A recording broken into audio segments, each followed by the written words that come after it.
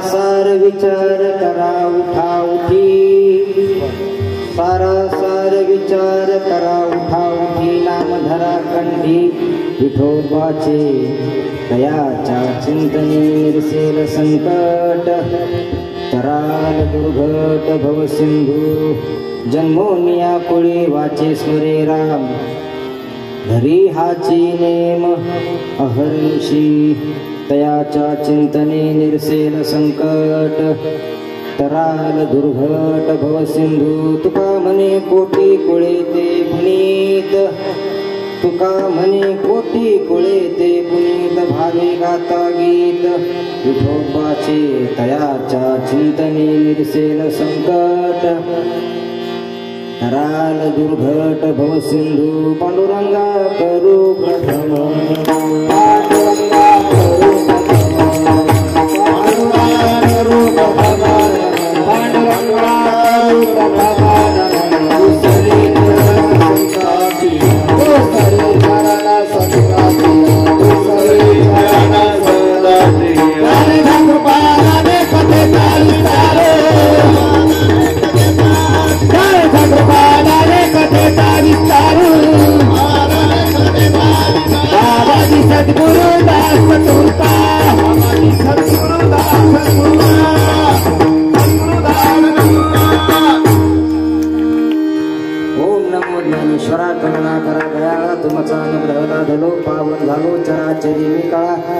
काहीच नेहमी बोलतो वचने अति भाविका, जयांचे केलिया स्मरण होय सकळ विद्यांचे, अधिकरण ते चिरंद श्री चरण श्री गुरूंचे, नमो ज्ञानेश्वरा नमो ज्ञानेश्वरा, निवृत्त्योदारा सोपान देव मस्तक माझा पाया, मस्तक माझा पायावरी, मस्तक माझा पायावरी, मस्तक माझा पायावरी, या वारकरी संतांच्या या वारकरी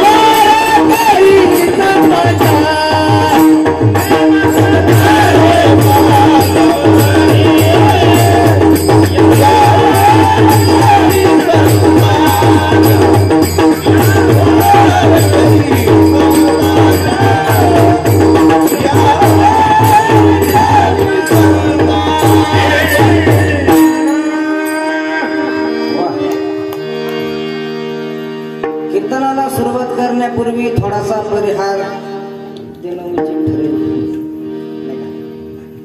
सालाबादाप्रमाणे याही वर्षी घडवून आलेला भव्य दिव्य असा हा अखंड हरिनाम सप्ताह वर्ष 18वी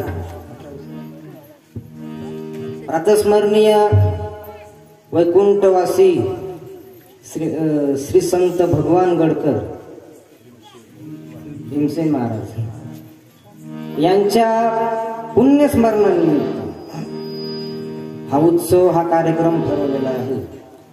आणि या सप्ताहामध्ये माझी खरं तर पात्रता ही नाही तुमच्या समोर कीर्तन करायची, पण मी स्वतःचे परम भाग्य समजतो की या सप्ताहामध्ये माझी 3ऱ्या दिवसाची सेवा आमचे आजोबा स्थानी असणारे, आम्ही त्यांना दादा म्हणतो, आमचे प्रभाकर दादा चव्हाण यांनी आणि त्यांचे बंधू राजू पाटील चव्हाण तसेच बापूराव चव्हाण यांनी माझ्या कीर्तनाची सेवा या सप्ताहामध्ये घेतली. माझे भाग्य समजतो. भीमसेन महाराजाविषयी एवढं काही मला माहिती नाही, कारण तो माझ्या जन्माच्या अगोदरचा इतिहास, पण तरीही गुरुजनांच्या सांगण्यावरून थोडाफार बोलण्याचा प्रयत्न करतो. भीमसेन महाराज हे दांडेकर मामांचे शिष्य होते. त्या काळातले संत भगवान बाबा यांच्या गादीवरती ते बसले होते असं मला वडीलधाऱ्या मंडळींकडून कळालं. आमचे आजोबा हरिभक्तीपरायण गुरुवर्य त्र्यंबक महाराज कोळकर यांच्या वाणीतून मी बरेचदा त्यांचा उल्लेख ऐकलेला आहे. तसेच आळंदीला मी शिकायला असताना आळंदीमध्येही बरेच महाराज लोक त्यांचा उल्लेख करतात. त्यामुळे आणि मला पैठणला आल्यावर कळालं की या भागामध्ये त्यांच्या पुण्यस्मरणाचे सप्ताह गावोगावी होतात. आणि तुमच्याही गावामध्ये श्री क्षेत्र गुळज तालुका गेवराई जिल्हा बीड इथेही पुण्यस्मरणाचे 2 सप्ताह होतात. अशा गावच्या लोकांना द्यावे तितके धन्यवाद थोडे.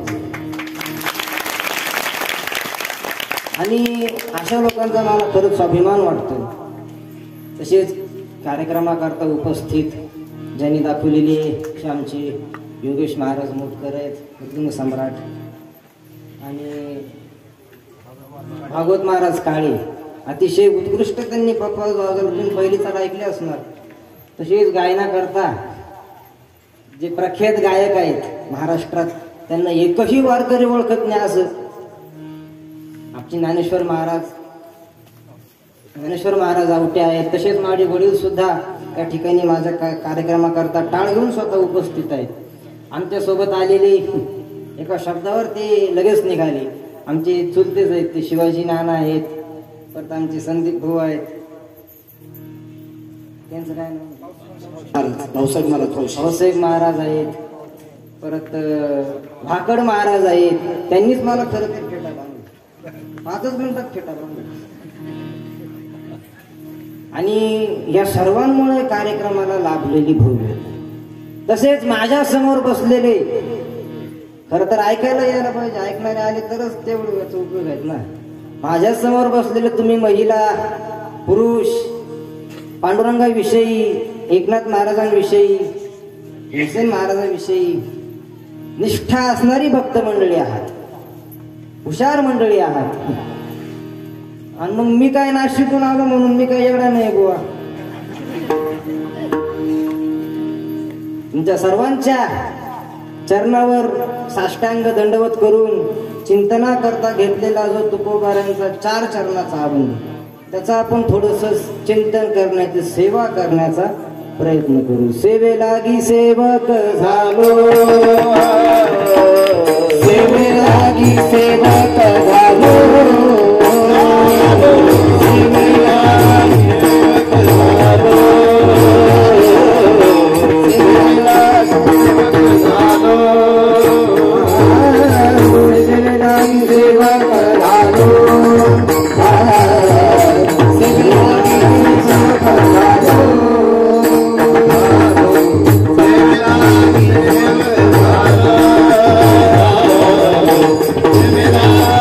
Seven तुम शरणा तुम चला गलो निज शरणा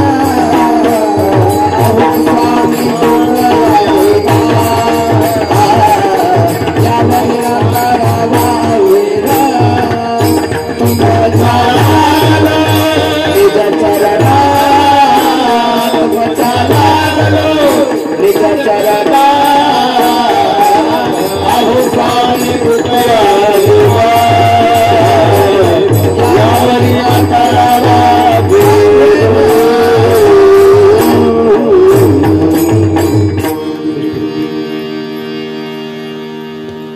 सारासार विचार करा उठा उठी मंडपातले मंडळी थोडं थोडं पुढे सरकून घ्या म्हणजे बाहेरच्या आतमध्ये बसता येईल. सरका पुढे पुढे पुढे थोडं पुढे सरकून घ्या. थोडं बायला मंडळ पुढे पुढे सरका मागच्या बायला मंडळ भिजायला लागल्या पुढे पुढे सरका सारासार विचार बोलू नका बायला मंडळ बोलू नका. नामधरा कंठी विठोबाचे दयाच्या चिंतने निरसेल संकट कराल दुर्घट भव सिंधू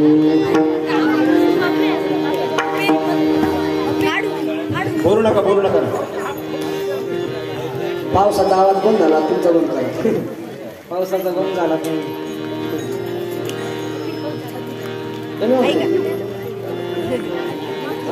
श्रीमंत श्री जगद्गुरु तुकोबाराय या अभंगातून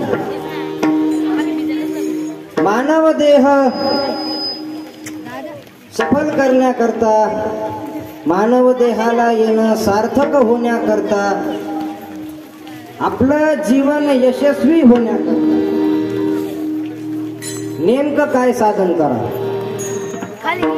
निश्चितपणे सांगतात. कारण आपण पाहिलं की तुकोबारांनी सांगितलेलं आहे जर तुम्हाला तुमचं जीवन निश्चितपणे सार्थक करून घ्यायचं असेल तर विठ्ठलाला भजा सांगतो तुम्हासी भजा रे विठ्ठला.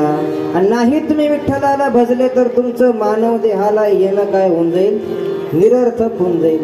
त्याचं आपण थोडंसं चिंतन करणार आहोत. पण विठ्ठलाला भजायचं म्हणजे नेमकं काय करायचं आणि अशा प्रकारे जर आपण विठ्ठलाला भजलं त्याची सेवा केली तर काय होईल. या दोन्ही प्रश्नांची उत्तर आज घेतलेल्या अभंगाच्या त्या चरणांमध्ये आपण करणार आहोत. विठ्ठल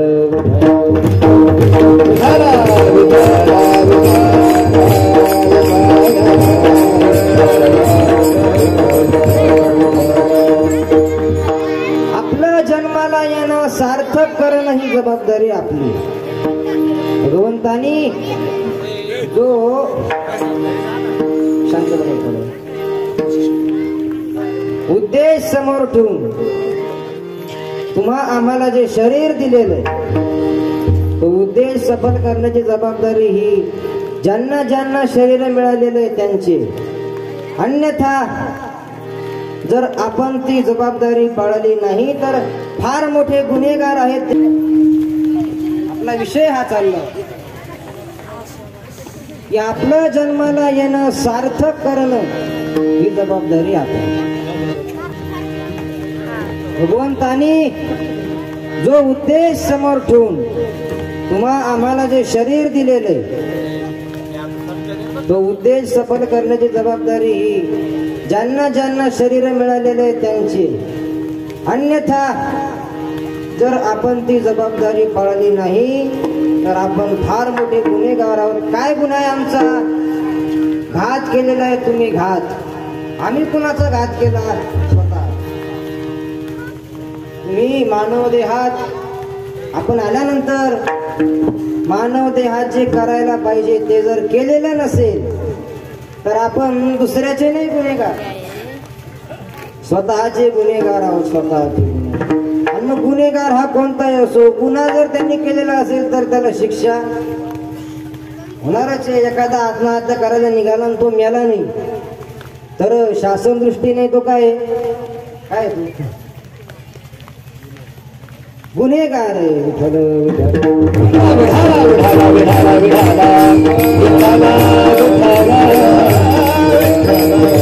प्रवृत्तीचा दोष स्वीकारून मी पुन्हा ते वाक्य सांगेन की मानव देह मिळून जर आपण जे करायला पाहिजे केलेलं नसेल तर आपण गुन्हेगार आहोत.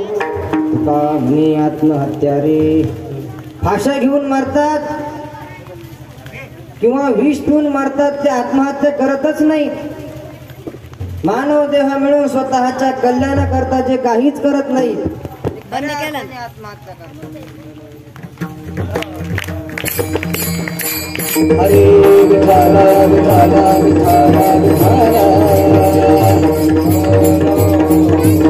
तुका म्हणे आत्महत्या रे घातकी थोर होते चुकी, नारायणी माझा मीच झालो शत्रू कैची पुत्र धारा. आणि मग तेव्हा आपल्यावर स्वविषय खूप मोठी महाराज जबाबदारी. आपण दुसऱ्या जबाबदाऱ्या अगदी डोळ्यात तेल घालून पार पाडतो. मुलीच्या लग्नाची असेल,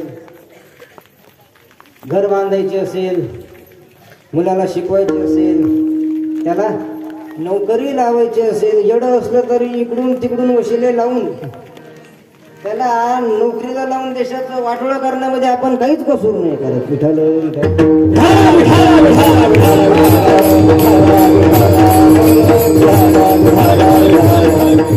स्वतःच्या कर्तव्याबाबत मात्र फार मोठा चुका करतो. ज्ञानोबा लिहितात पाहे पा शरीराची गावा. अर्जुना बघ बघ ही मंडळी या मानव शरीराच्या गावाला ज्याच्या करता आलेली आहे तो कार्यार्थ आगवा. सगळं कार्य महाराज आपण सोडून दिलेले, पाठ केलेली. आपल्या हे कधी लक्षात सुद्धा नाही की आपण मानव देहाला कशा करता आलेलो आहे ते करतोय का, कशा करता आलो आता आम्हाला काय माहिती. आम्हाला असं वाटतंय की जन्माला आलो, लग्न झालं, पोरं झाली, पोरांना शिकवलं, त्यांना नोकरीला लावलं, मेले झालं. हे तर आम्ही करतोय गो. आणि मग कशा करता आलो, एवढं करण्याकरताच नाही आलो महाराज.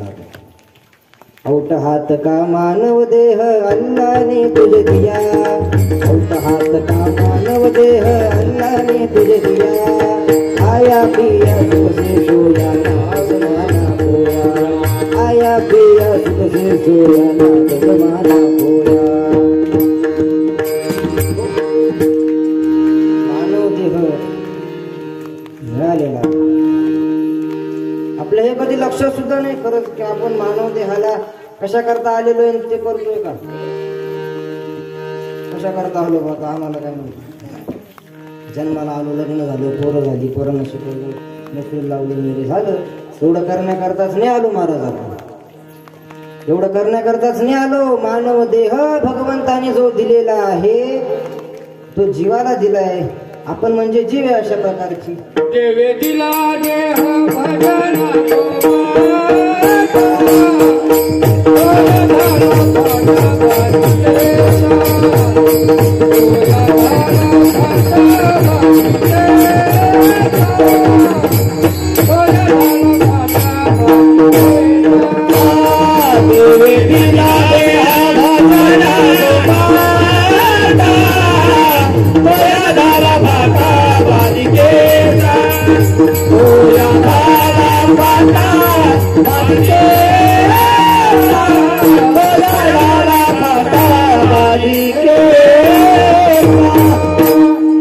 अतिशय सुंदर. कसा करता दिलाय देव, देव दिला देह भोजना भोजना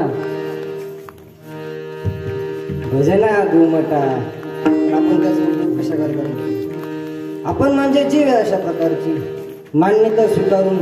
तर जीवाला जो मानव देह दिलेला आहे, जीव कशाला कोणाला म्हणतात, जो कर्माच्या ताब्यात आहे, कर्माच्या ताब्यात आहे, ज्याला सतत जन्म आणि मरणाच्या चक्रा माराव्या लागतात. जन्माला की सारखं मृत्यूकडे धावावं लागतं आणि मेला की पुन्हा त्याला जन्माकडे धावावं लागतं.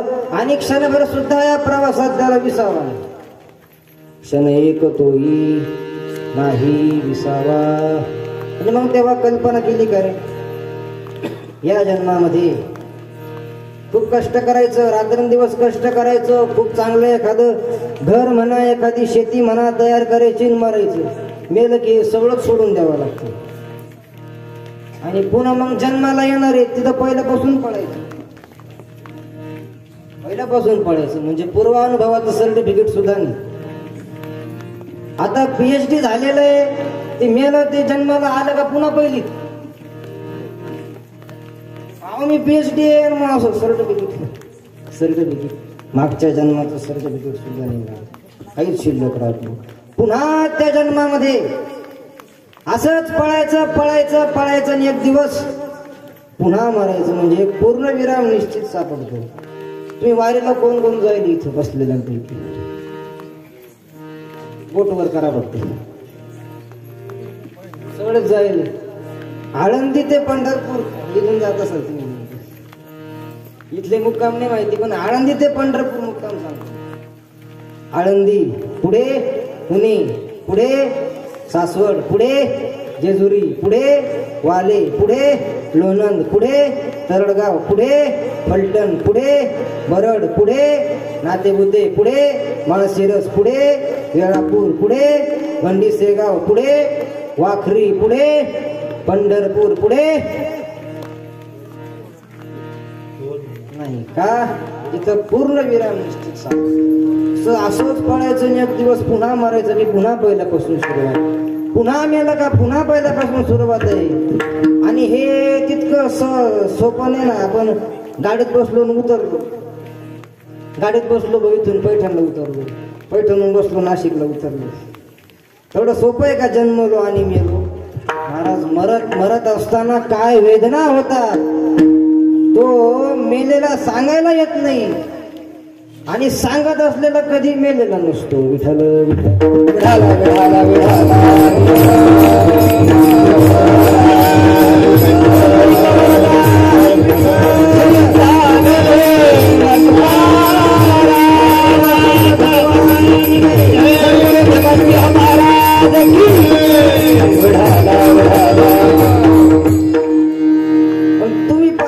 कुणालाही तुम्ही विचारा मरायचं का, लगेच तयार होईल.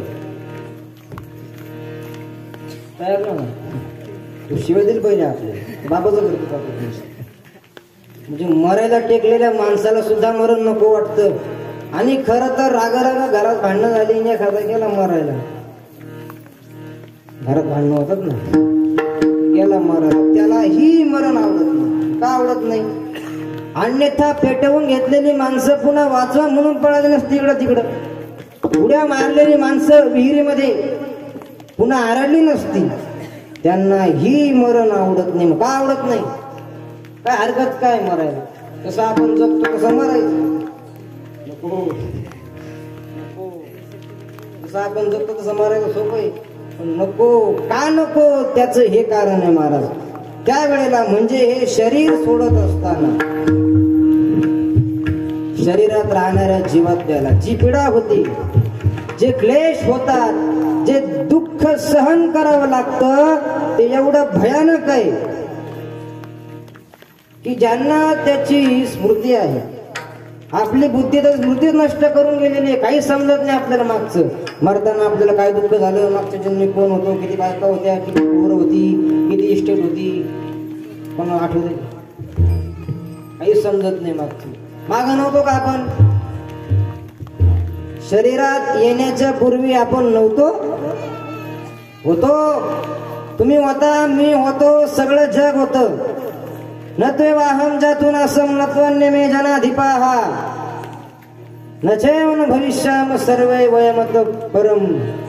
भगवद्गीतेमध्ये 2 ठिकाणी हा विषय आलेला आहे. अर्जुनाला भगवंतांनी सांगितलं की अर्जुना, तुला आता मी हे जे ज्ञान सांगतो हे मी पूर्वी सूर्याला सांगितलं, सूर्याने मनुला सांगितलं, म्हणून इक्ष्वाकूला सांगितलं. अशा प्रकारे परंपरेनं बऱ्याच कालापर्यंत ते ज्ञान चालू होतं. नंतर ते काय झालं?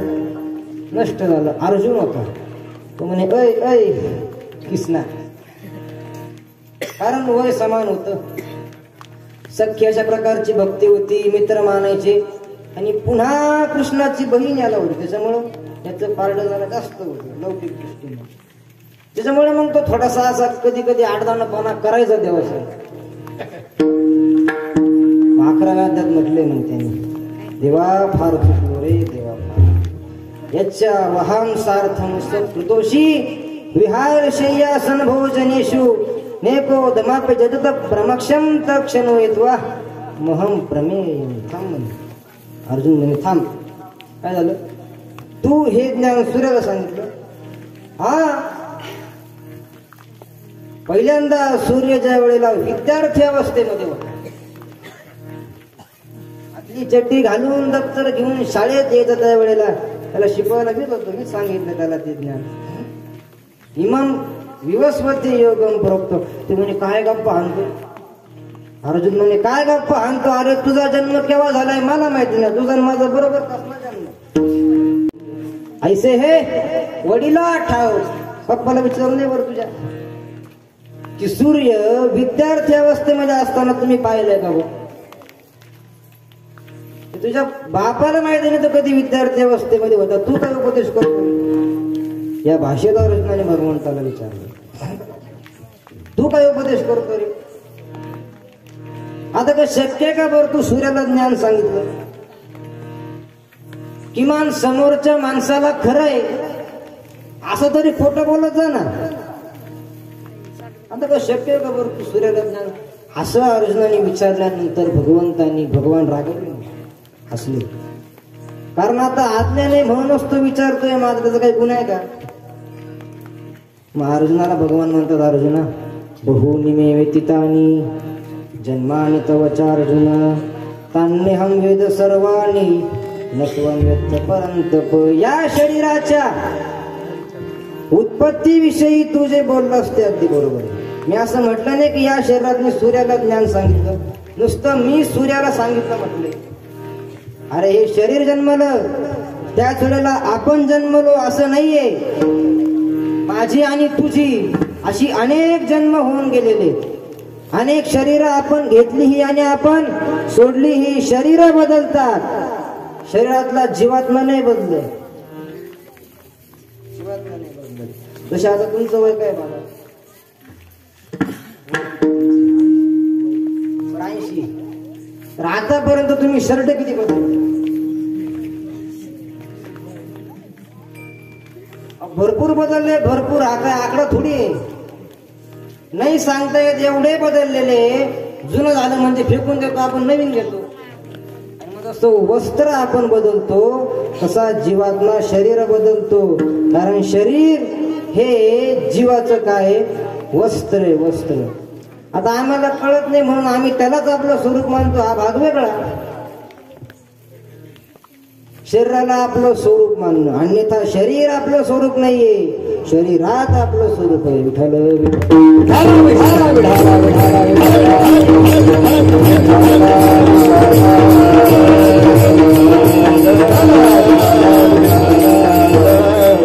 आणि मग असं शर्ट बदलतो आपण, दुसरा घेतो. त्यात कधी काही क्लेश, कधी दुःख होतं का? कपडे घेताना कोणा दुःख होणार? नवीन मिळालं आनंद होतो, उलट नवीन मिळालं म्हणून. शरीराचं तसं नाही महाराज. शरीर सोडताना फार दुःख होतं, नवीन घेतानाही खूप दुःख होतं. तुकोबारांनी त्याविषयी असं म्हटलेलं आहे की अनेक दुःखे सांगो किती, सकळ संसाराची स्थिती नसा हे पाषाण फुटती, भय कापचित्ती भरला. संसार म्हणजे जन्म. संसार शब्दाचा अर्थ काय? जन्म मरण. पुनरपि जन्म पुनरपि मरणम पुनरपि मरण संसारे आचार्याने म्हटलेले. किती वेळा जन्माया किती वेळा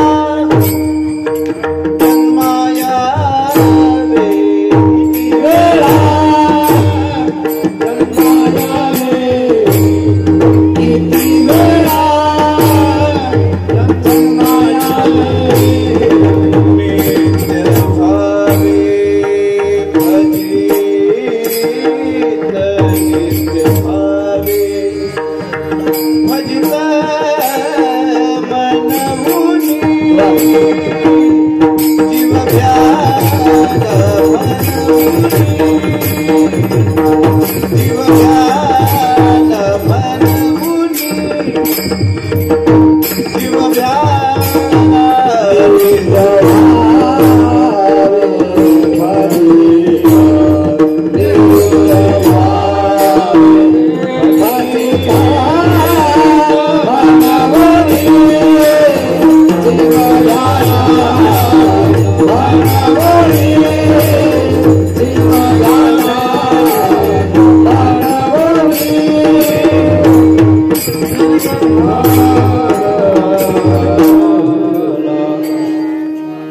म्हणजे जन्म मरण.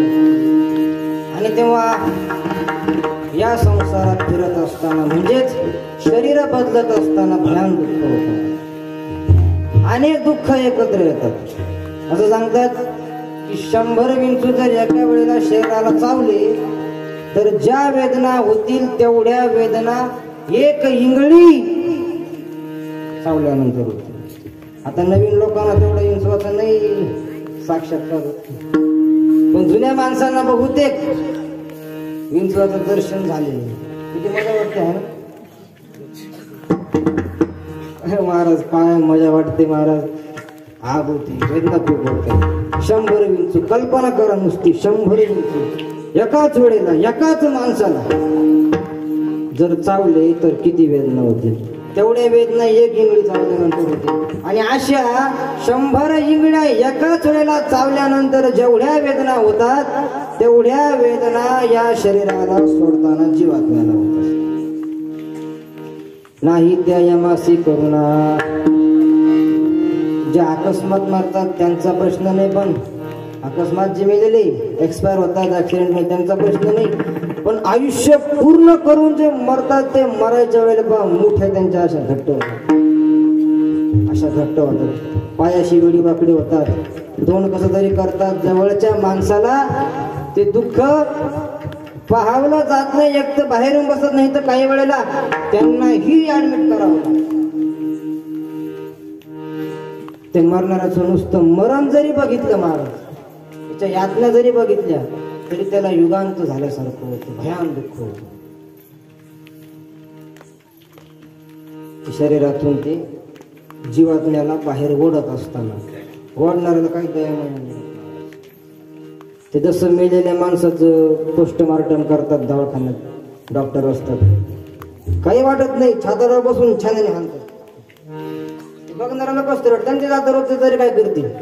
तसं आता रोज त्यांना वडावं लागत. कोणाकोणाची दया करत असतील. याला बाहेर नको वाटत नाही. आणि त्याला घेऊन यायची काय असते, आज्ञा असते. महादेवाची गौर आरती ओढत बसते. निक बाबा चल बाबा, निक बाबा चल बाबा. आणि निक म्हटल्यावर हे निघत का? हे म्हणत पोरगी यायची, पोरग यायचंय, चेक वर सही करायची, आमकं करायचंय, तमकं करायचंय. म्हणजे चाल चाल ये माहिती तुझा टाइम संपलेला आहे. आता काही नाही म्हणते संतरीन फौजदार कोण कलेक्टर चाल. मग ते न चले काही. पर तिथं काय अशी बंडला फिंडला विसर कवता नाही येत महाराज. विठ्ठल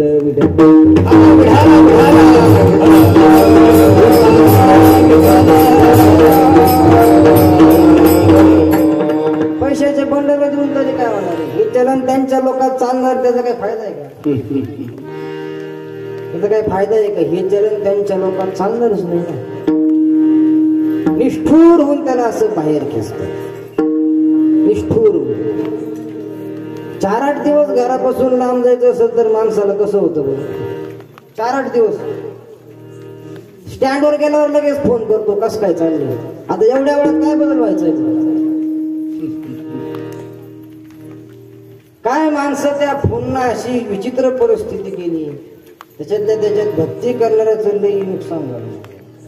दिंडीला तीर्थयात्रेला जे जायचं असतं ते भजना करता परमार्थ करता जायचं असतं. पण मग परमार्थ घरी बसून होतो. तिकडे जाऊनच का करावा त्याचं कारण नाही. याचा विसर पडावा. संसाराचा काय व्हावा, विसर पडावा. तो फोन संपवलाय. दिंडी उभी राहिले रे राहिले. का बाया सुद्धा हॅलो आणि हॅलो म्हणून काय गंगी उठली का?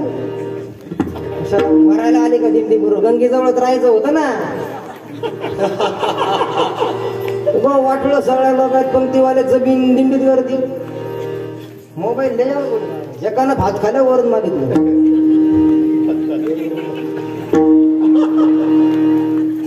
मोबाईल घेऊन बाथरूम मध्ये गेलं, वाकडाच होऊन बाहेर आला.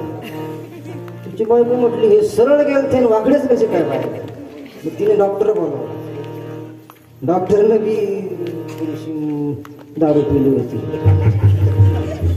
तपासलं तपासलं मग त्याने तपासल्यावर मग काही तसं निघालं नाही.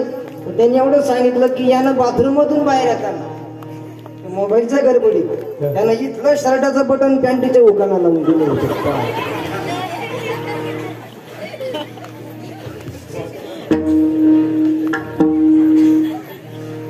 मोबाईल लय अवघड आहे. आता जाऊ द्या, असं काले मी असं सांगितलं म्हणजे कोण मोबाईल लगेच मोबाईलचा त्याग करते बुवा असा विषय नाही. कारण फोन माझ्याकडे पण आहे. पण तरीही ज्या वेळेला आपल्याला भगवंताचं चिंतन करायचंय अशा वेळेला त्याला बाजूलाच ठेवावं. जर भगवंताचं चिंतन भगवंताकडे वृत्ती जावी असं वाटत असेल तर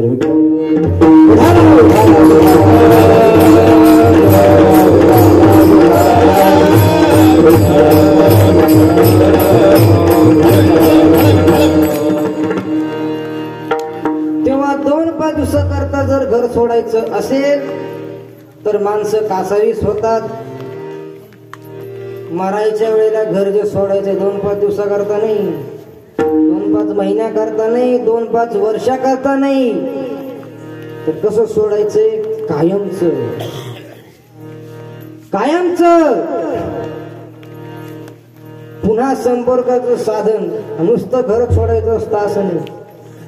बँक बॅलन्स, पोरं, नातवंड, कपडे, खोल्या, प्रॉपर्टी, इस्टेट सगळंच सोडायचं असतं. सगळंच सोडायचं. एवढंच नाही, शरीरही सोडायचंय. किती फोटो काढलेले असतात, किती त्याच्याकरता सौंदर्य संपादन खर्च केलेले असतात, ते शरीरही सोडायचंय. आणि ते काय दिवसांकरता, महिन्याकरता, वर्षाकरता नाही. कसं सोडायचंय? कायमचं पुन्हा संपर्काचं साधन. विज्ञान भरपूर पुढे गेलं पण अजून तरी याचा शोध लागलेला नाही की मेलेल्या माणसासंग पुन्हा संपर्क करता येईल. कसं चाललंय तुमचं, काय चाललंय तुमचं, तुम्ही फोन करा. पुन्हा शरीर सोडल्यानंतर तो यांना ओळखत नाही किंवा हा त्यांना ओळखत नाही. महाराज असं सोडायचंय एवढं ऐकल्यानंतरच माणसाचं कसं तरी होत.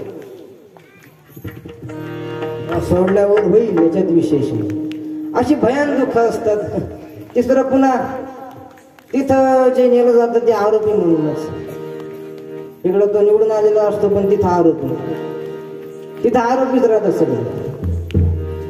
आणि मग त्याचं सगळं रेकॉर्ड काढलं. त्याचं जे प्रारब्ध असतं, जास्त पाप असेल तर लगेच त्याची नरकात रवानगी करतात. आणि म्हणून संत सांगतात नरकात घालणारी कर्म तुम्ही करू नका बापू. मग करा काय? प्रमाण नाथमारांचं प्रमाण लय गोड. करा रे बाबानो साधन हरीचे, करा रे बाबानो साधन हरीचे, करा रे बाबानो साधन हरीचे, करा रे बाबानो साधन हरीचे.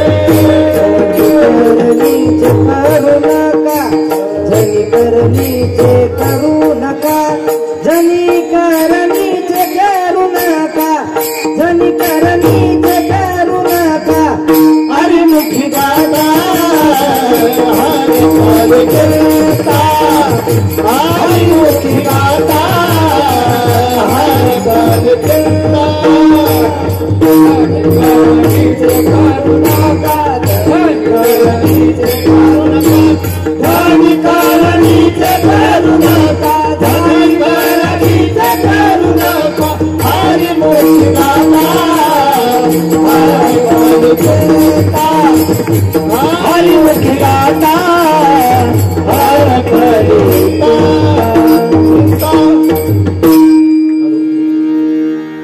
नरकात घालणारी कर्म, बहुतेक कर्म ही नरकात घालणारी आहेत. मांस खाणं हे नरकात घालणारे कर्म. आता मजा वाटते बा, आता मांस खाणार आहे. मांस खाता हंस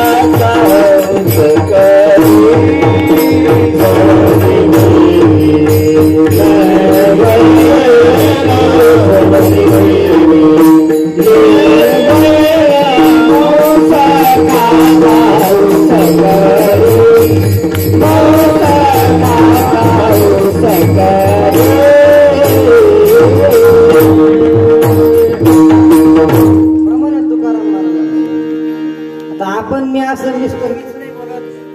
मांस खाऊन हाऊस करी थोडं वैरी ठेवी.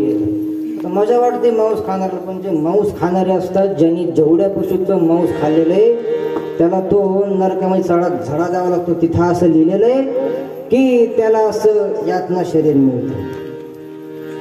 या शरीरासारखंच असतं, पण त्याचा विशेष हा असतो की त्याचे तुकडे पाडले तरी ते मरत नाही. 2 भाग जरी केले शरीराचे तरी तो मरत नाही, नुसत्या वेदना होतात.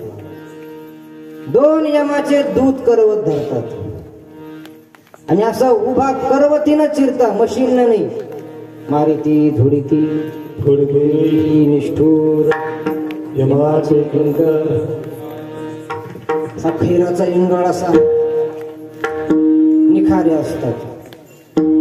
वांग्यासारखं त्याला त्याच्यात टाकतात, भासतात. देखून अंगे कापती ते नदी माझी चालविती. लागे ठावन न चलवे बुडविती घरी मारती यमदंड. आता मी एवढं सांगता येतं, काय काय म्हणतात, काय महाराज तुम्ही गव्हाची लावून लावली स्वर्गाची यातना. त्याच्यावर आमचं नाही. ठीक आहे, तुझ्या विश्वासावर त्याचं अस्तित्व अवलंबून आहे का? शास्त्रामध्ये जे नरकाचं वर्णन केलेलं आहे त्या नरकाचं अस्तित्व तुझ्या मानण्यावर तर अवलंबून नक्कीच नाहीये. नसेलच विश्वास तर काय हरकत नाही, पण खरं असेल तर सगळं म्हणतात पाहून घेऊ. इकडची नाही तिकडची नाशिकची. कोणी पाहिलंय नाही, तुलाच पाहावं लागेल. ज्याने केलेलं त्यालाच फेडावं लागतं, दुसऱ्याला नाही. केले कर्म झाले तेथी भोगाले. केले कर्म झाले तेथी भोगाले. केले कर्म झाले तेथी भोगाले. केले कर्म झाले तेथी भोगाले. ऐसे कीर्ती ऐसे कीर्ती जाने रे.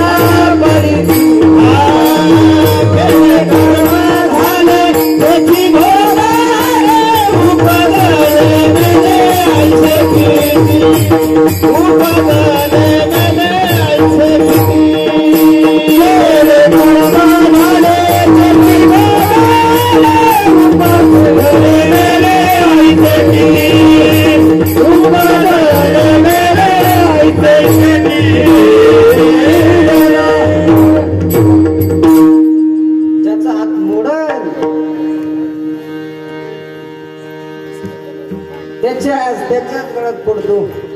अशी भयान दुःख असतात. असं दुःखच दुःख आहे या चक्रामध्ये, आणि त्या दुःखावर विजय मिळवत ते दुःख मुळासह नष्ट करण्याकरता भगवंतांनी हा नरदेह निर्माण केला. या देहाचं योग्य नियोजन करून जर योग्य अशा प्रकारचं कर्म केलं तर त्या सगळ्या पुढच्या दुःखांवर विजय मिळवता येतो. हिनीची शरीरे शरीरायनी सर्वे किंबहुना ही जबाबदारी आपलं की आपल्याला भोगावं लागणारं दुःख, त्या दुःखाचा नाश करणं मुळासह. दुःखाचा नाश करणं मुळासह, तात्पुरता नाही. अशा प्रकारचा दुःखानाश आपणच करू शकतो, दुसरा नाही कोणी करू शकत. आणि त्या दुःखातून आपली आई सोडवू शकत नाही, बाप सोडवू शकत नाही, कोणीच सोडवू शकत नाही. तुका म्हणे तुला सोडविला कोणी, तुका म्हणे तुला सोडविला कोणी. एका चक्रपाणी वाचविया, एका चक्रपाणी वाचविया. म्हणे तुला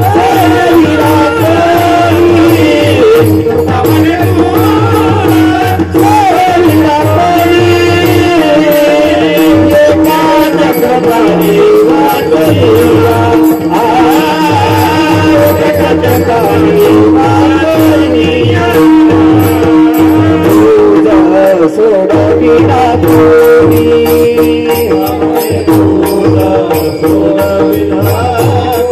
तुका म्हणे तुझं सोडविना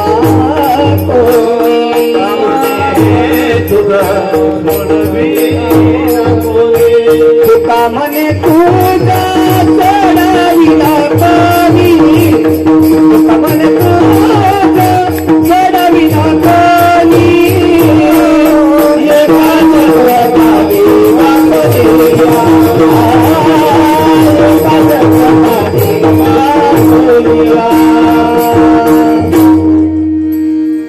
आणि त्या दुःखातून कोणी सोडू शकत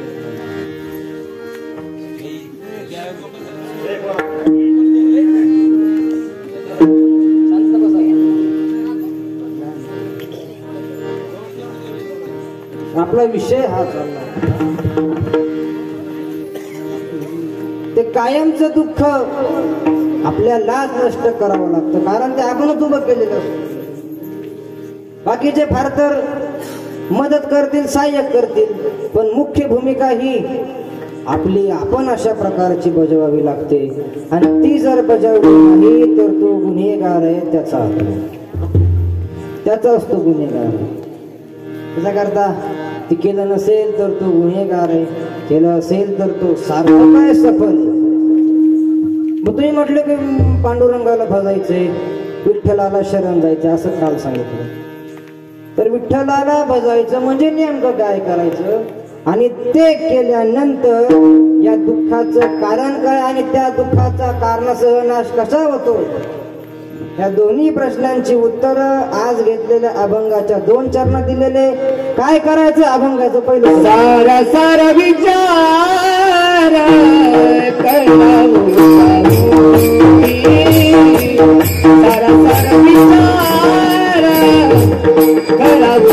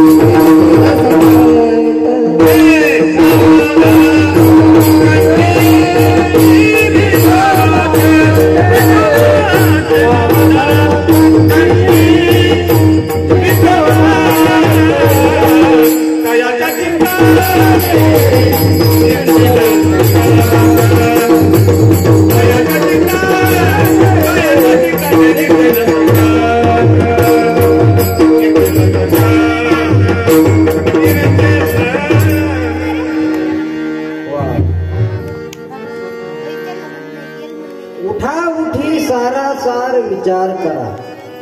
दुःखावर जर तुम्हाला विजय मिळवायचा असेल, कायमचं दुःख संपवायचं असेल तर विचार करा.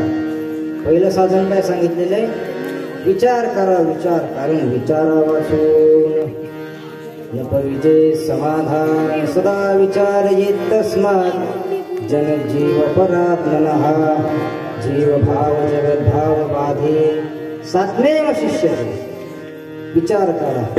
साधन काय सांगितलेले, पहिलं विचार करा, विचार. हा विचार करायचा आहे, विचार करायचा आहे. करू मग, करू की मग. केव्हा मुलाच्या मुलीचं लग्न झालं, लोकांचाही काही परमार्थाला सगळ्यांचा विरोध नसतो, म्हणजे विरोध असतो बा असं नाही, करतात परमार्थ लोक, करत नाही असं काही. शुद्ध ते म्हणतात ना, शुद्ध नास्तिक फार नाही, आणि शुद्ध आस्तिकही फार नाही, तिथे परमार्थिकही फार नाहीत आणि करत नाही बा असंही फार नाही. फार कोण आहेत? बांधावरचे. फार कोण असतात? बांधावरचे. ते बांधावरचे जिकडं करतील तिकडं निवडून पक्ष. तेव्हा तुकोबाराने सांगितलं की तुम्ही बाकीच्यांचं असं असतं बा करावं, पण आता हे एकदा सोयीला लावलं ना, एवढं सोयीला लावलं का मग, कारण समोर संसार असतो ना, मृत्यूच्या वेळेला येणारं दुःख फार पुढे आहे, तापाचं दुःख लगेच आहे ना, त्याच्यामुळं ते दुःख घालवण्याकरता दवाखाना अगोदर पाहिजे, नंतर कीर्तनालयाचं की नाही पाहिजे. तात्काळ जे समोर आहे ते पुढून मग संसार समोर असतो, मुलगा आहे, मुलीचं लग्न आहे म्हणा, अमकय तमकय तमकय, आणि मग हे झाल्यावर ते झाल्यावर ते झाल्यावर ते झाल्यावर. पण हे असं विचित्र आहे महाराज, ते होतच नाही. ते काय होतच नाही. माणसाला तरी किती आयुष्य राहतं, म्हणायला म्हणतो आपण 100 पर्यंत तरी सगळे जाते का? कोरोनामुळे काळात काही विषय नाही. सरासरी 60ची काढली होती माझी, आता जर काढली तर लय भरपूर आत, म्हणजे अल्प अशा प्रकारचं आयुष्य मानव देह, आयुष्य मानव देह, गगनिले ते अर्धरात्र काय, गगनिले ते अर्धरात्र काय, देवानत्व त्रिकारो गच्छाय, देवानत्व त्रिकारो गच्छाय, काय भजनाची उरलेले आहे, मध्यमानत्व त्रिकारो गच्छाय, काय भजनाची उरलेले काय.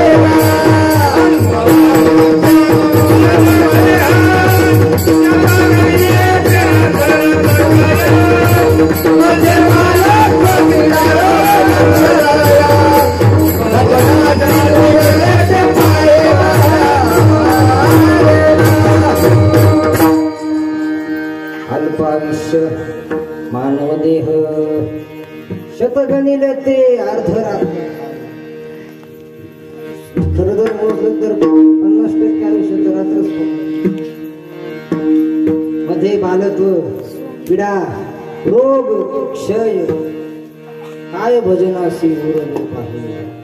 रावणाला 14 चौकड्यांचा आयुष्य. किती? 14 चौकडी, म्हणजे क्रोध, त्रेता, द्वापार आणि कली या 4 युगांची एक चौकडी, आणि अशा 14 चौकड्यांचा आयुष्य झाला. आता प्रत्येकाचं आयुष्य ठरलेलं आहे, प्रत्येक युगाचं. कलियुगाचं आयुष्य आहे 4,32,000 वर्ष कलियुगाचं आयुष्य, 8,64,000 वर्ष द्वापार युगाचं आहे, 12,96,000 वर्ष त्रेतायुगाचं आहे, आणि 17,28,000 वर्ष हे कृतयुगाचं आयुष्य आहे. हे चारही एकत्र केले तेव्हा 43,20,000 वर्ष. किती? 43,20,000. 4 युगांचं एवढं आयुष्य झालं. ती एक कडी 43,20,000 गुणिले 14. नाशिकला गेल्यावर म्हणू शकतो आपण. म्हणजे एवढं त्याला आयुष्य होतं बा महाराज, तरी पण त्याच्याकडून त्याच्या इच्छा अपेक्षा अपूर्णच राहिली. त्याला स्वर्गाला शिडी बनवायची होती. शिडीपेक्षा मग आता लिफ्ट बनवायचं ना, शिडीपेक्षा लिफ्ट बनवलं असतं तर पटकन गेले असते. नाही, पण हुशार होता तो, लाईट मध्येच गेली तर. त्याला स्वर्गाला शिडी बनवायची होती, नाही जमलं. समुद्राचं खारं पाणी त्याला गोड बनवायचं होतं, नाही बनलं. सोन्याला सुगंध आणायची इच्छा होती, तेही नाही झालं. त्याला बायकाच्याच इच्छा नाही पूर्ण करता आल्या. 80,000 बायका होत्या, 80,000. तरी त्याची काय इच्छा पूर्ण नाही झाली. दुसऱ्याची आणली, त्याच्यातच सगळं रामायण झालं. माणसाला नेमकं समाधान नाही. चाह पैसों से आनो में आने लगी, चाह पैसों से आनो में आने लगी, चाह आनो से रुपया बनाने लगी, चाह रुपया से नोटी जमाती चली, चाह नोटी से बोटी चुनाती चली, चाह नोटी से मोटर को लाती रही, चाह मोटर को होटल में लाती रही, चाह होटल में बोतल में लाती रही, बोतल हॉस्पिटल में लाती रही, मरेपर्यंत. त्याला मनाची भूक म्हणतात. मनाची भूक मराठीत त्याचा अर्थ असा आहे. आता 10 रुपये जर भिकारी ताटामध्ये भिकारी भिकारी तरी भिकारी समाधान मागत नाही, उलट पैशाकडे पाहत नाही, टाकणाऱ्याकडे पाहतो भिकारी, समाधान नाही. एक भिकारी एका श्रीमंताच्या दारात आला. मायबाप अहो जेवायला द्या. हिऱ्याच्या अंगठ्या लॉकेट गळात श्रीमंत दारात आला. जेवण नाही. शिळबाकी भाकरी द्या मायबाप. भाकरी नाही घरात. अहो पीठ द्या. पिठे नाही घरात. ज्वारी द्या. ज्वारी नाही म्हणतो घरात. गहू द्या. गहू नाही घरात. अहो 3 मजली इमारत आहे. एखादा शर्ट द्या. शर्टही नाही. फाटका द्या. फाटकाही नाही घरात. एखादं भांड द्या. भांडे नाही घरात. प्लास्टिकचं द्या. प्लास्टिकचं नाही घरात. मग माझ्या सोबत चला.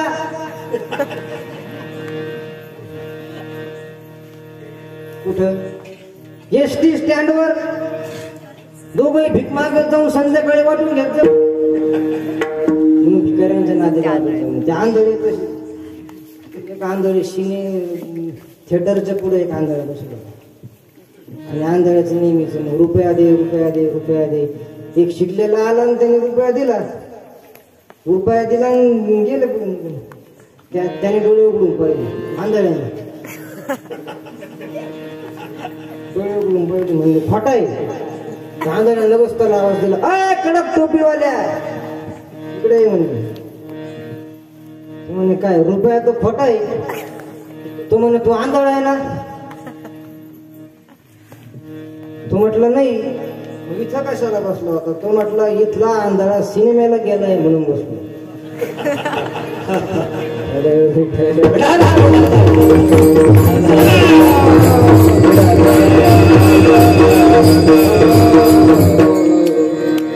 आता एवढं आयुष्य रावलेलं होतं तरी त्याच्याकडनं सोयीला नाही लागलं महाराज. आता एवढं आयुष्य त्याला जर सोयीला नाही लावता आलं तरी 40 आणि 50 आणि 60 वर्ष जगणाऱ्यांचं कसं काय मिळत.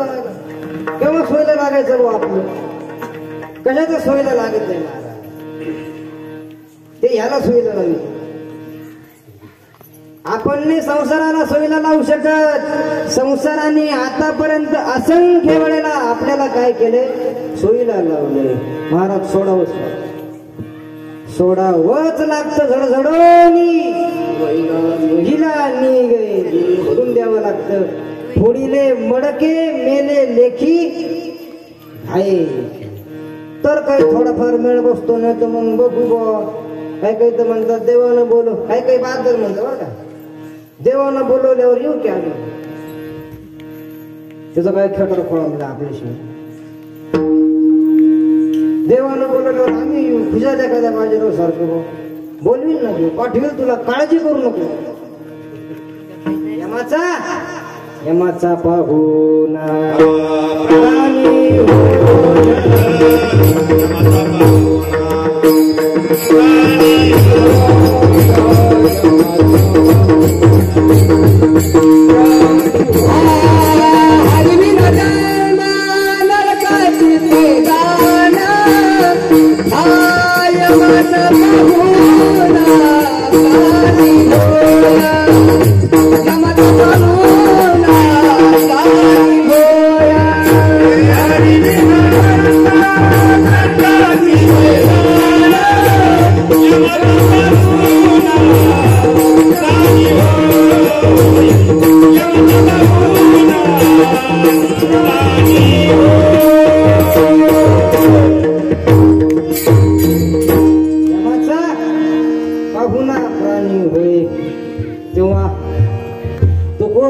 सांगितलं की खरंच तुला तुझी दया येत असेल तर उठा उठी म्हणजे लवकरात लवकर तू विचार.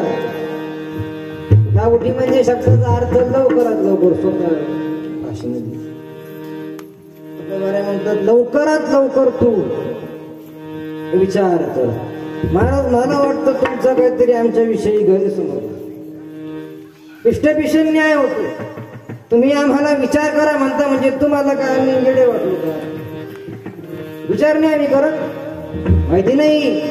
तुला तरी आपलं शासनापुढं भीक मागत असतो म्हणजे आमच्याकडे कमी आज थोडी आहे. काय सगळं असताना पण शासनाकडे पुन्हा आमचं कर्ज माफ करा म्हणतो.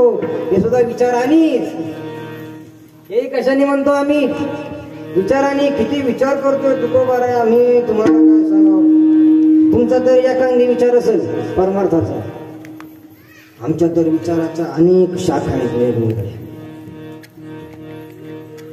पोराला कोणाची करायची तो विचार वेगळा, गावातून कसं जायचं तो विचार वेगळा, सप्ता कसा करायचा तो विचार वेगळा, कांदे कसे विकायचे तो विचार वेगळा. बाप बाप बाप किती लोकांना विचार आहे.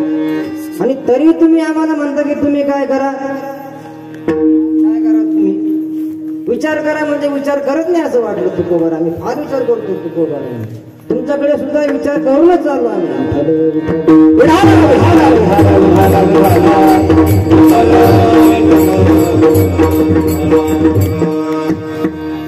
तुकोबार आहे म्हणतात वेड्या. मी तुला विचार करायचं सांगितलं अविचार नाही. म्हणजे तुकोबार आहे तुम्हाला काय म्हणायचंय? तू ज्याला विचार म्हणून करतोस ना तो विचार नाहीये. तो काय विचार आहे. विचार.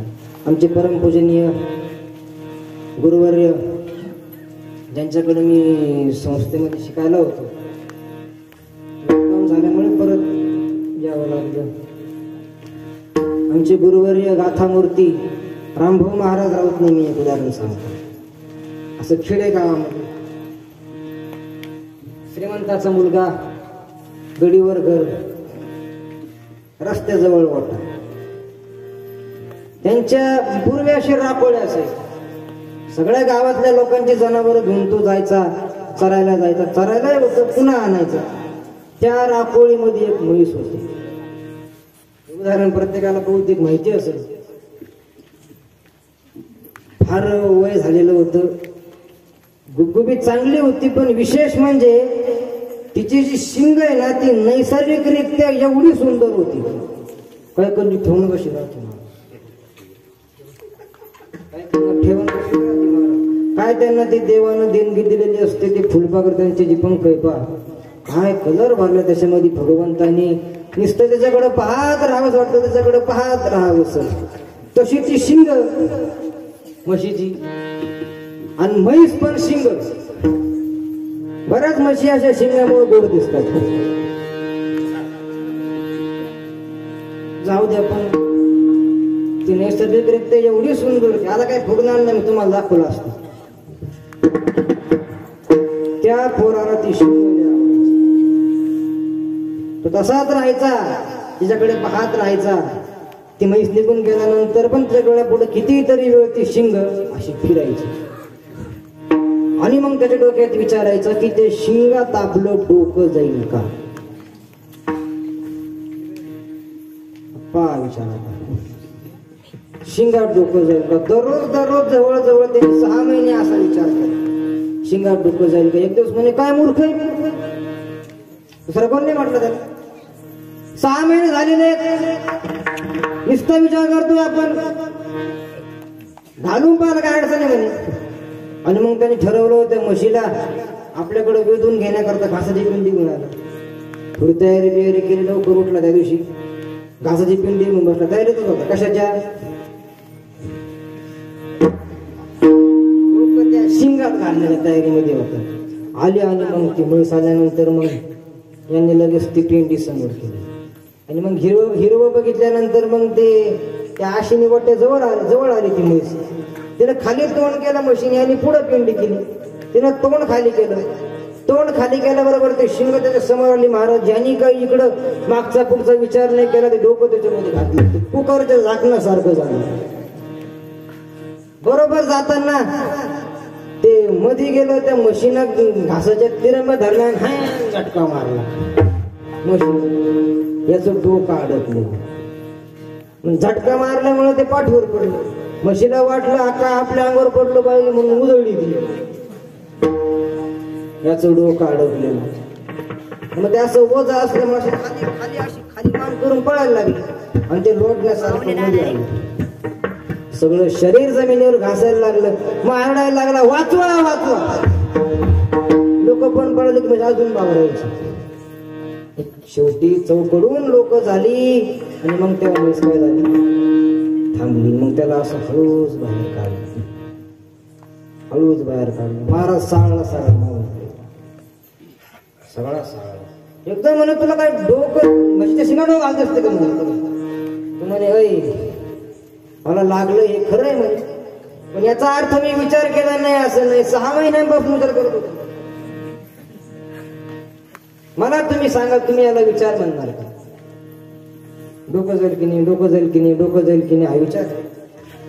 आणि याला जर तुम्ही विचार म्हणणार तर लक्षात बसलं पाहिजे ना.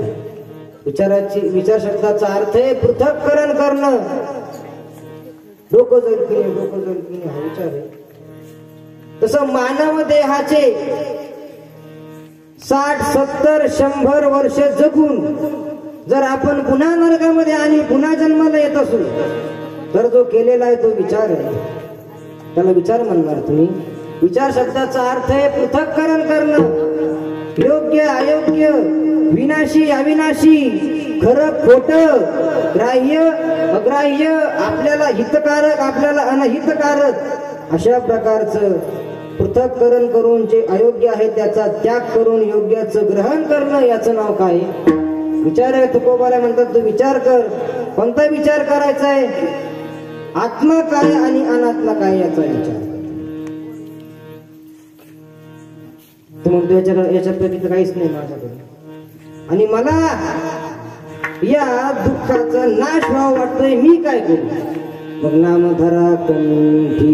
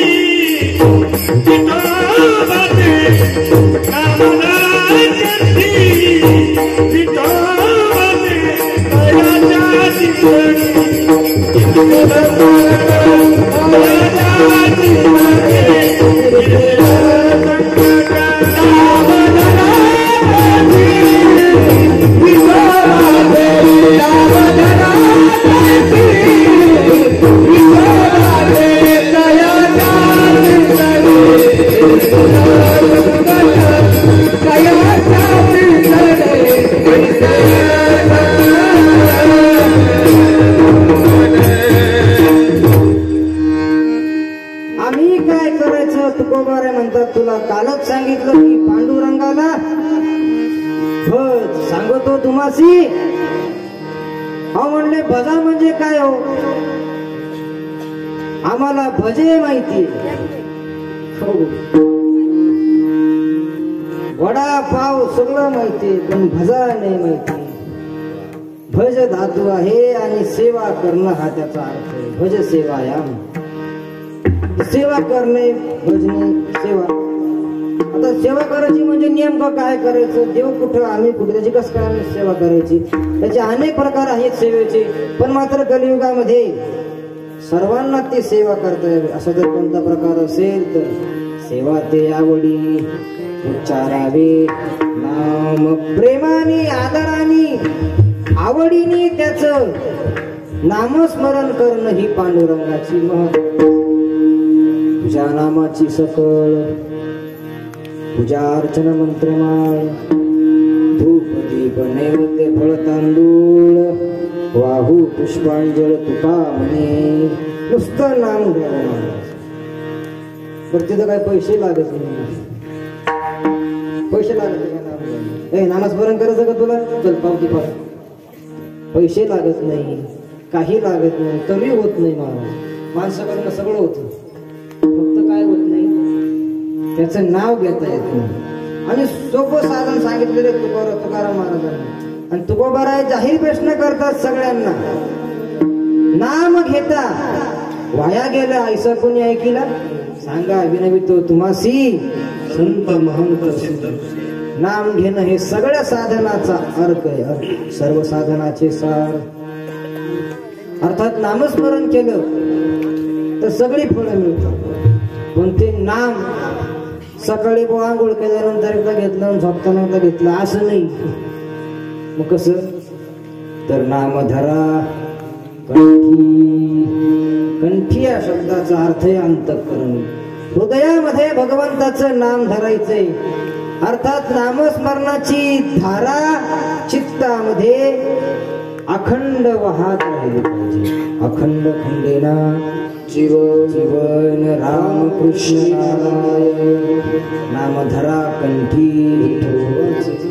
कंठात नाम धरावं. काय होईल कंठात नाम धरलं? अशा प्रकारे जर आम्ही कंठात नाम धरलं तर काय होतं?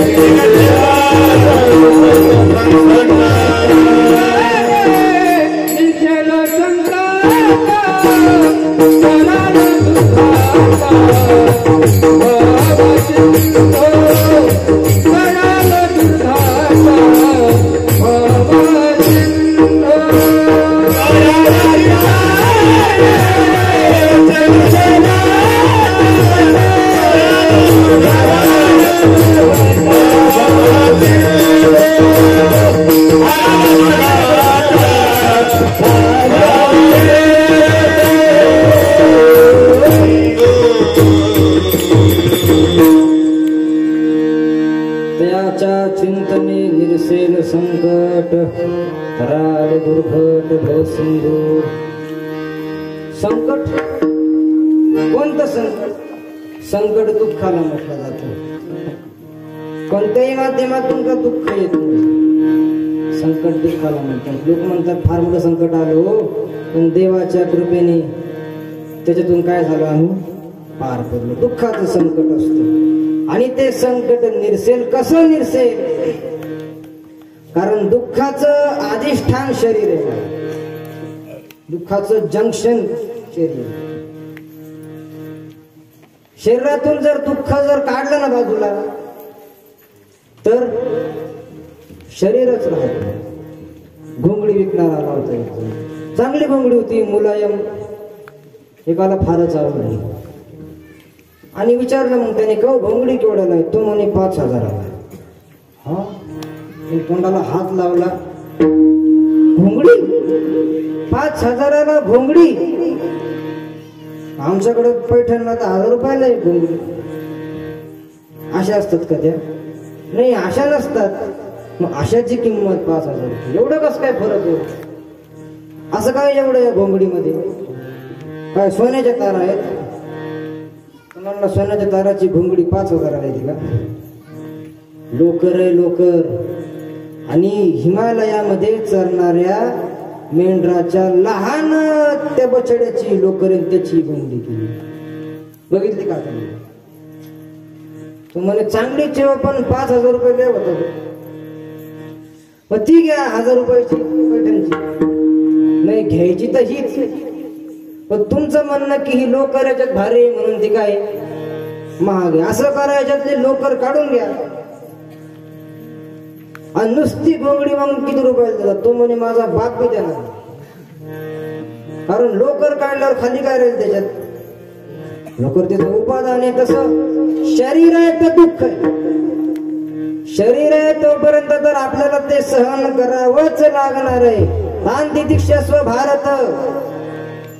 पात्र स्पर्श असतो कोणते? शीतोष्ण सुख दुःख दाहा आगमा पायनो नित्यस्व भारत. शरीर आहे सर्दी होणार, शरीर आहे भूक लागणार, शरीर आहे ठेस लागणार, शरीर दुःखाचे कोठार.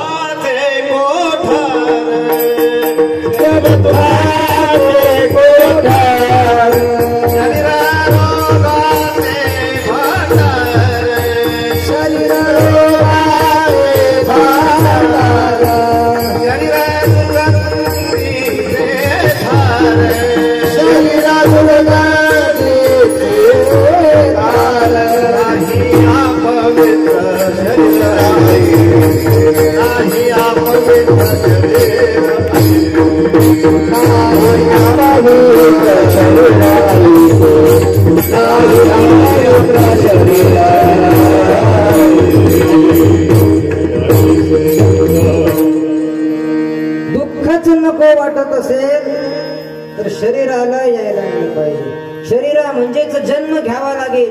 ज्याच्यामुळे जन्म घ्यावा लागतो त्या कारणाचा नाश करावा लागेल. म्हणून जन्माला न येणं यालाच मुक्त होणं, यालाच उद्धार होणं, यालाच कल्याण होणं, यालाच हित होणं अशी वेगवेगळी नावं. जन्मभाव मागेल्या जन्मा मुक्त झालो. पण देहाला कसं मिळावं लागतं? पाप पुण्यामुळे. पहिले पाप पुण्य केलेलं असेल तर त्याचं फल भोगण्याकरता शरीराला यावं लागतं. पाप पुण्य संपलं पाहिजे. पाप पुण्य कशामुळे होतं? पाप पुण्य रागद्वेषामुळे होतं. रागद्वेष संपवावे लागतील. रागद्वेष कशामुळे होता? अनुकूल प्रतिकूल ज्ञानामुळे होता. अनुकूल प्रतिकूल ज्ञान कशामुळे होतं? भेद ज्ञानामुळे होतं. आणि भेद ज्ञान कशामुळे होतं? स्वस्वरूपाच्या अज्ञानामुळे. म्हणून दुःखाचं मूळ काय? स्वस्वरूपाचं अज्ञान. जर स्वस्वरूपाचं अज्ञान गेलं तर देहात राहूनही दुःख नाही भोगावं लागेल. ज्याच्या स्वस्वरूपाचं अज्ञान ज्याने ज्ञानाने घालवलेलं आहे, ज्ञानेन तुझं ज्ञानम येषाम न चित्तमात्मनः येषामादित्य व ज्ञानम प्रकाशेती तत्परम. मग तो शरीरात असताना सुद्धा शरीराच्या तापाने तप्त नाही होत. देहावर तर प्रतिकूल प्रसंग येतात पण हा देहावरून वेगळा झालेला असतो शरीरातच. जसं ते गुडगुडा नारळ आहे ना, एक नारळाचा प्रकार असतो. ते कवठीपासून काय झालेलं आहे? वेगळं झालेलं आहे. काही काही चिकट असतात, चिटकून बसते. मग ते लोक वैतागले का देऊन टाकते असंच खा चिकटले. सोडतच नाही काही काही महाराज. काही काही नारळाच्या इतकं चिटकेल राहतं ते मशीन जरी काढलं तरी निघणार नाही. पण काही काही गुडगुडी नारळ तुम्ही बघितले असेल, कवठीतच राहून कवठीपासून काय झालेलं आहे? वेगळं झालेलं आहे. तसं देहात राहून देहापासून तो वेगळा झालेला आहे. कबीर महाराजांच्या काळातली एक गोष्ट आहे. महाराजांकडे एक पैलवान गेले. तू म्हणे महाराज कर बाबा, मी लग्न करू का नको? संन्याशी राहू का लग्न करू? पण मला तर देवाची उपासना करायची. संन्याशी होऊन करू का लग्न करून करू? कसं करू? तर म्हणे चल म्हणे सांगतो. आता ते कबीर महाराज चालले होते, ते कुत्र हळू चालू, काही कुत्रे लयच मोकार राहते महाराज, काही कुत्रे भुकते आणि भुकलं ते म्हणून सावध होतं, काही नुसतेच भुकते, लावूनच भुक करत बसते. काही कुत्रे मोकार असे राहते महाराज, भुकतच नाही, गुपचूप मागून येते, धरते, घातक कुत्रे राहते ते असे. आता ते कुत्र हळू चालन, कबीर महाराजांचा पायच पकडला, पाय धरला, बघितलं महाराजांनी कसं पुढं चाललेले, त्याला घेऊन चाललेले पुढं धरलेले पाय असताना. तो माणूस म्हटला महाराज हाड मानानं म्हणे, ते म्हणे आपला काय संबंध आहे, चमडा जाणे कुत्ता जाणे, पायाला दुसऱ्याच्या नाही,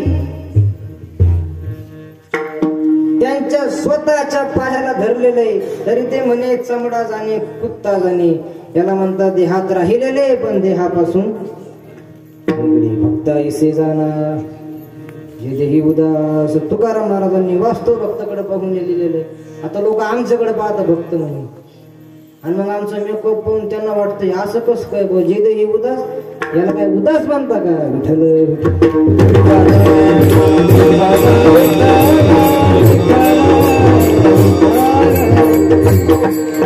दुःखाचा संबंध शरीराशी आहे, शरीराशी आपण संबंध केला म्हणून ते दुःख आपल्याला होतंय का? शरीराशी आपण संबंध केला आपल्या वास्तव स्वरूपाला विसरलो म्हणून. आपल्या वास्तव स्वरूपाला विसरणं हेच अज्ञान आहे. या अज्ञान सगळ्या दुःखाचं मूळ आहे.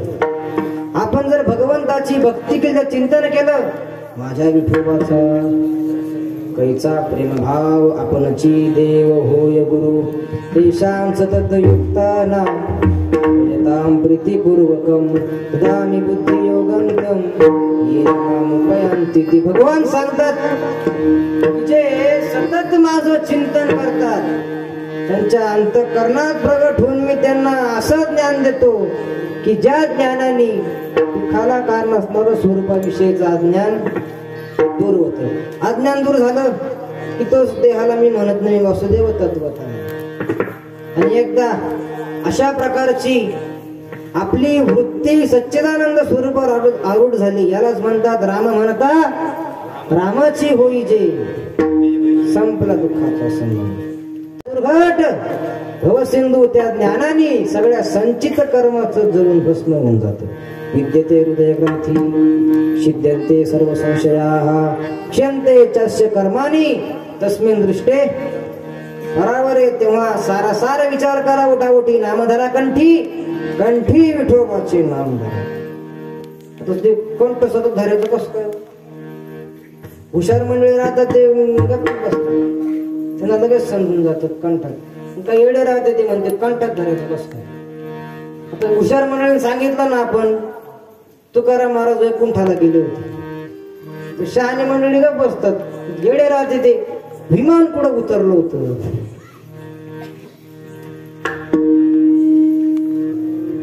ते म्हणे आता कंठ सतत नाम धरायचं कसं काय? ठीक आहे, नंतर सतत नाम धरायचं, कायमस्वरूपी सवय लागते नाम धरायची, ते नंतर समजा, पण कमीत कमी वाचेने स्मरणाची तयारी कर. अभंगाच्या 3ऱ्या चरणात सांगतात, जन्मोनिया कुळी वाचे स्मरा राम, जन्मोनिया कुळी वाचे स्मरा राम, जन्मोनिया कुळी वाचे स्मरा राम, जन्मोनिया कुळी वाचे स्मरा राम, जन्मोनिया वाचे स्मरे राम, जन्मोनिया वाचे स्मरे राम, जन्मोनिया वाचे स्मरे राम, जन्मोनिया वाचे स्मरे राम.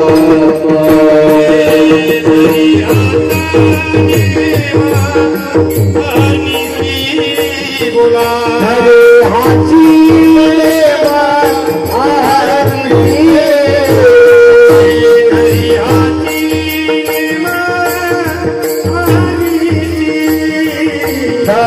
हाची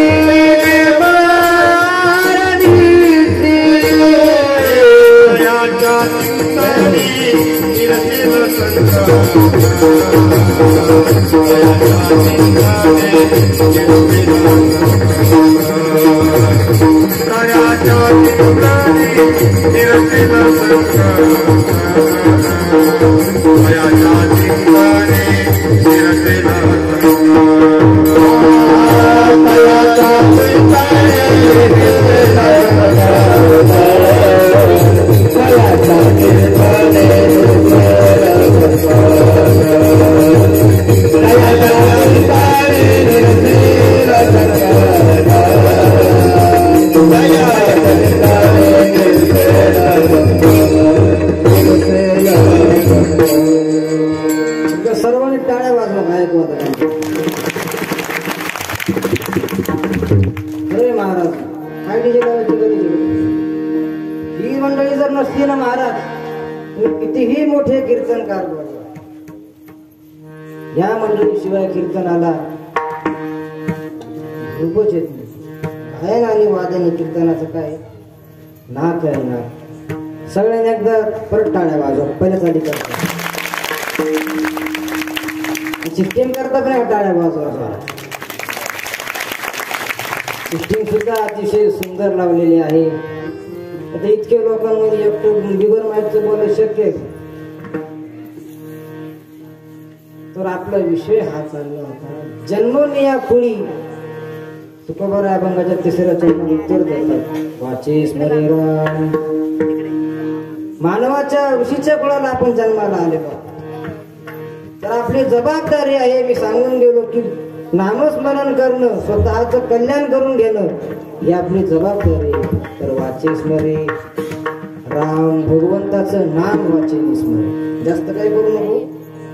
फक्त नाम वाचे स्मरे. धरी आची नेम अहर्निशी रात्रंदिवस जन्मोने त्याच्या चिंतने निरसेल संकट तराल दुर्घट भवसिंधू.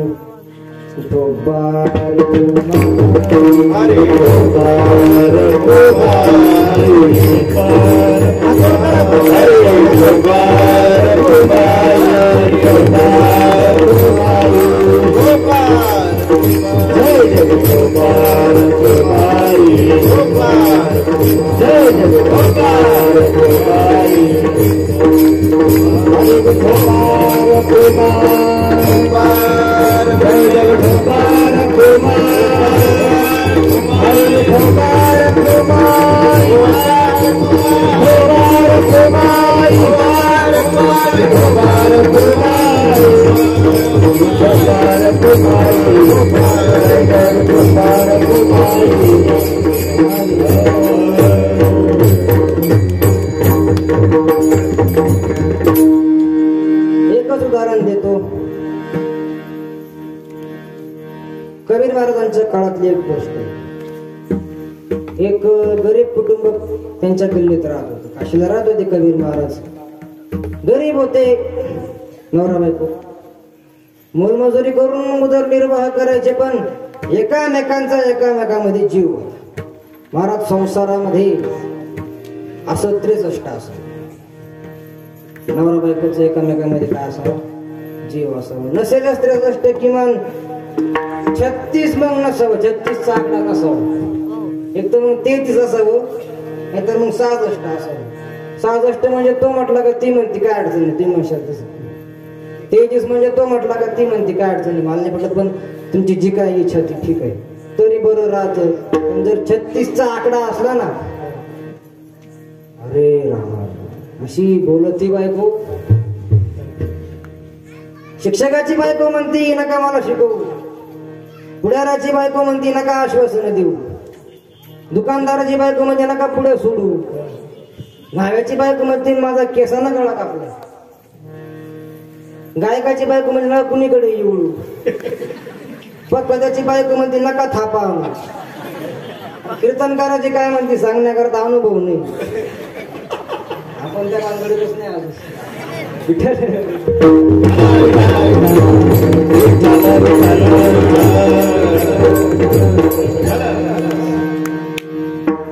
त्यांचं 63 होतं. मोलमजुरी करायची. तिला वाटायचं किती मला जीव लावतात बो. त्याला वाटायचं बिचारी किती जीव लावते मला. एखादा दागिनाही आपण घेऊ शकत नाही. पण त्यांनी ठरवलंच पुढच्या वर्षीच्या वाढदिवसाला तिला काय करायचं, एक दागिना भेट द्यायचा. महाराज तिला कळूच दिलं नाही, यानं तंबाखू खायची सोडून गेली. रोज 2-2 रुपये, 5-5 रुपये, 10 रुपये, 20-20 रुपये असे पाजला टाकले. आणि तिच्या वाढदिवसाच्या दिवशी अशी सोन्याची नथ करून आणली 2 तोळ्याची. मला नक्की नाही माहिती नथीला किती तोळे लागतात ते. मी आपलं मोगल म्हटलं 2 तोळ्याची, तुमच्याकडे 1 तोळ्याची होत असेल तर 1 तोळ्याची आणली. आणि आणल्याबरोबर लगेच हे बघ तुझा आज वाढदिवस आहे ना, मी काय आणलंय ओळख पाहू. डोळे बंद केले तिचे, ते हातावर ठेवलं. आता काय तिला ओळखता येणार आहे, डोळे उघडून पाहते तर नथ. काय आनंद झाला असेल. परिस्थिती नाही, कल्पना नाही, कधी अपेक्षाही नाही केली आणि अकस्मात अशा प्रकारची नथ हातात मिळालेली. महाराज ती जमिनीवर नव्हती तशी आकाशातच तरंगायची. नवऱ्याने नथ करून आणली, नाकात घातली. छिद्र बारीक होत तर दाखवल्याने मोठं केलं. मग आता स्तुती बरं आहे, त्याची पण स्तुती केली पाहिजे ना, त्याचं कौतुक केलं पाहिजे का नाही. कसं तरी जेवण आटोपलं गेलं की शेजारणीच्या घरी नाकच खाजवायची, शिकरायची, लोकांनी पाहावं. एखादी लक्षात आलं मग गावच नथ घेतली का, मग लगी 3 अगदी पहिल्या अध्यायापासून पती पुराण. तुम्हाला तर माहितीये आमची काय पते का, आम्ही रोजानी कामाला जातो पण आमचे ते ना आणि त्यांचं माझ्यावर ना, आता काय सांगू ना. तिथलं संपलं, तिथलं बक्षीस पत्र घेतलं की दुसऱ्या घरी, तिसऱ्या घरी, अशी नुसती चक्रा. 5-5:30च्या वेळेला ती तिकडून चालली होती आणि कबीर महाराज जिकडून चालले. कबीर महाराज तिला दिसले, तिला वाटलं बस. महाराज दिसल्याबरोबर तिला विचार आला. याला त्याला सांगण्यापेक्षा महाराजांना सांगितलं, महाराजांनी कीर्तनातून सांगितलं, किती काही लोकांना माहिती होईल. त्याच्यामुळे आता नेते सुद्धा महाराज निवडणुकीच्या काळात कीर्तन ठेवायला लागले, विठ्ठल विठ्ठल. हे बहादर देवाला मानित नाही, अस्तित्व मान्य नाही त्याला देवाचं, ते पण कीर्तन ठेवते. मी तर पुढे बसून विठ्ठल विठ्ठल, काही घेणं नसतं विठ्ठलाशी. यानं माझं नाव घेतलं पाहिजे एवढ्या लोकांना. याला काय पाकिटाशी घेणार आहात, याला काय त्याच्या बापाचं, त्याच्या आज्याचं, त्याच्या पंजाचं. ते कबीर महाराजांना आडवीच झाली. महाराज पाया पडू द्या ना. महाराज म्हटले ही काय पाया पडायची तर आडवं होऊन पडली पाया. कबीर महाराज म्हटले बाई तू सांगायच्या आतच मी तुला सांगतो की तुला तुझ्या नवऱ्यांनी नथ आणले हे सांगायचंय ना. बाई तुम्हाला तर सगळं कळतं, मनासलंच भाऊ. महाराज म्हटले बैस, मला वेळ नाही, जायचंय. पण मला तुला असं म्हणायचंय, 2 तोळ्याची नथ नवऱ्याने आणली तर मी सकाळपासून पाहतोय तुझ्या तोंडाला निसता नवऱ्याच्या नावाचं काय जप लागलंय. जप आमची येते ना आणि त्यांचं माझ्यावर, आमची येते ना आणि त्यांचं माझ्यावर. तसं काही निवडणुकीत प्रचार करायला लागले. एवढी हळद तुझ्या नवऱ्याने 2 तोळ्याची नाही 200 तोळ्याची नथ करून आणली असती. आणि जर भगवंताने तुला नाकच दिलं नसतं, त्या ठिकाणी जर असं विहिरी सारखा असा खड्डा असता तर तू काही पोल लावला असतास का, लाईटीला लावता तसा. 60 वर्षाची झालीच बाई, तू कधी घेतलं त्याचं नाव, ज्याने नाक दिलं त्याचं. 2 तोळ्याची नथ आणले तर सकाळपासून पाहतो याचा एवढा गौरव करतेस, पण कधी आहे त्याची आठवण. म्हशीचा कोणा जन्माला आलेला, दिले इंद्रिये, हात पाय सगळं कशा करता दिले, त्याचं नाव घे. जन्मोनिया कुळी वाचे स्मरे राम. भगवंताचं नाम गायलं, भगवंताचे गुण गायले तर तू तर पवित्र पाहून उशिलच. पण तुका म्हणे कोटी, म्हणा शेवटचरण. तुका म्हणे कोटी, तुका म्हणे कोटी, कुळी कुळी तुका म्हणे कोटी, तुका म्हणे कोटी.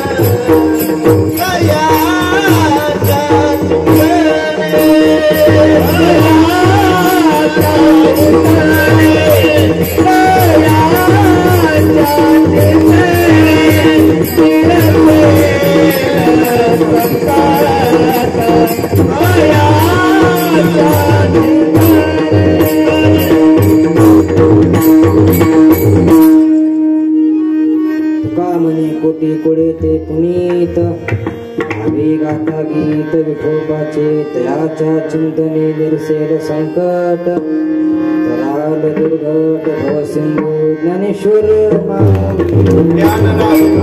जय ज्ञानेश्वर माऊली ज्ञानेश्वर माऊली ज्ञानेश्वर माऊली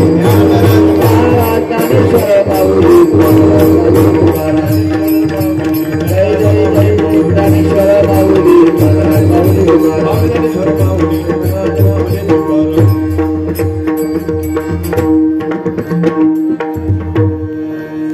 माझ्याकडून जे काही चुकीचं किंवा एवढं वाकडं बोललं गेलं असेल तर ते माझ्या बुद्धीचे दोष आणि जे काही बरोबर असेल आमचे ज्ञानोबाराय एकनाथ महाराज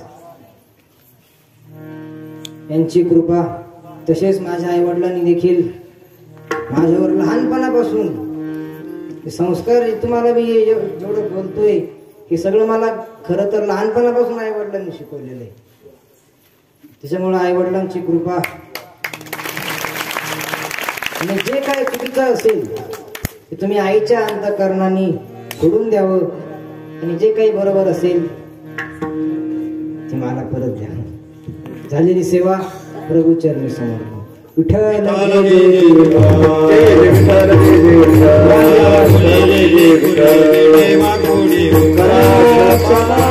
विठ्ठल